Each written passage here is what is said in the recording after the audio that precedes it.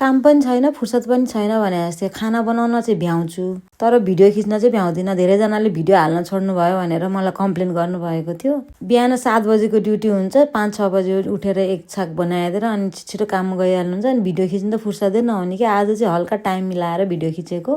अचेल चाहिँ छोरी प्यानकेक मात्र भन्छ धेरै जसो, सो मैले चाहिँ आज हेल्दी स्टाइलमा प्यानकेक बनाएर दिएको छु। आधी जति स्याउ लिएँ अनि साग लिएको छु। सागलाई चाहिँ मैले ओभनमा अलिकति तताएको छु, फेरि पकाउन परिहाल्छ भनेर।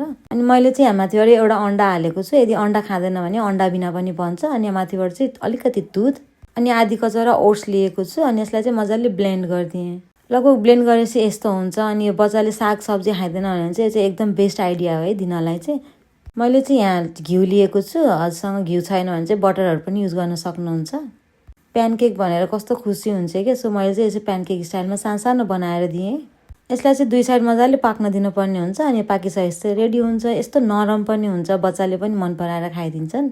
गुलियो पनि हुन्छ है, स्याउ पनि हालेको छु नि त, त्यही भएर। यसलाई चाहिँ डिप फ्रिजमा स्टोर गर्न नि मिल्छ। सो मैले चाहिँ 2 दिनको लागि बनाएँ। यति नै हो है त, धन्यवाद।